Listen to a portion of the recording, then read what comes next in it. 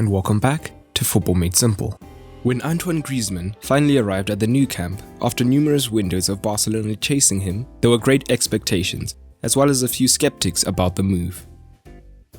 And so far, he has been nowhere near what a €120 million player should be. But why exactly has this been the case? In this video, we take a look. When assessing Griezmann, we'll combine tactical factors with statistical factors as well as off-the-pitch interpersonal issues. So far this season, Griezmann's struggles are laid bare to see in the baseline stats, with just 8 goals and 5 assists this season. But why is that? Let's start with the positional factors. Well, it was no secret before he arrived that Griezmann thrived mainly in a few positions, that being playing up front either as a 2, where he would be the more mobile floater, or as the sole forward. Alternatively, the right has been an area where he has thrived in the past. So if Barcelona wanted to get the best out of him, it would have meant Suarez dropping to the bench to allow Griezmann to be the sole forward or to play on the right whilst Messi returned to the false 9 position. However, neither of those solutions happened. And on the couple of occasions where he has played in a front 2, it was alongside Messi, who himself prefers to be the floater, moving off of the forward. And we may have gone to see Griezmann as the sole forward when Suarez was ruled out for 4 months. However, that coincided with the break in football, meaning that Griezmann never got to get comfortable in the role.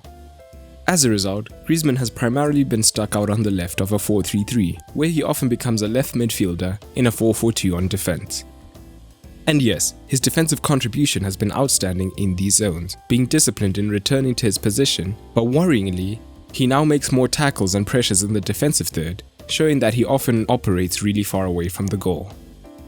And one of the reasons for this is that both of his forward partners, in Suarez and Messi, are 33 and in physical decline. As a result, they don't have the mobility to contribute defensively, so both Setien and Valverde push them high in a 2 to try and pressure opposition centre-backs. However, the stats show that their pressure numbers are falling. So Griezmann, their only highly mobile forward, is sacrificed to help form this 4 in midfield and help make up for their defensive slack. This will predictably affect his attacking output. At Atleti, playing up top meant that even from deep areas he was closer to the goal, and was often the reference point for counterattacks, as his more physical counterpart looked to play the ball into him on the break.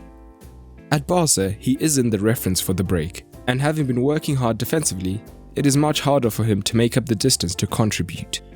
In controlled possession high up, we get into even more problems. One of the reasons Barca bought Griezmann was that they had been lacking width, and that had been a constant problem.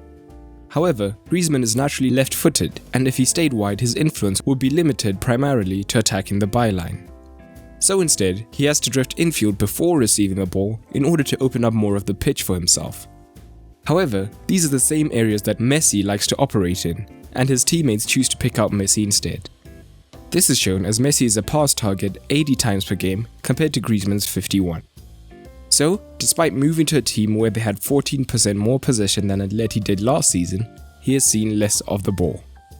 As a result, his effectiveness is far lower, with less passes, key passes, final third passes, passes into the box, and progressive passes. In front of goal, the decline is evident, with less shots per game, shot-creating actions, and goal-creating actions per game. One of the reasons for this is that he has lost confidence in when to pass and when to shoot, as he still cannot read his teammates, as he said himself early on, although this seems to still be applicable. All of this means that his underlying statistics are significantly down, including expected goals per 90, expected assists per 90, and as a result, his expected goal contributions per 90. Off the pitch, there have also been rumours of him failing to integrate into the squad, although of course, it's hard to tell the media reports from the truth in these situations. Overall, it makes for concerning news for Barca fans and Griezmann himself.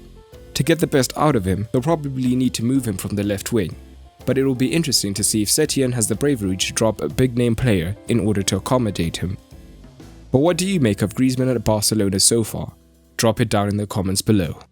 But that's all for today, and remember, keep it simple.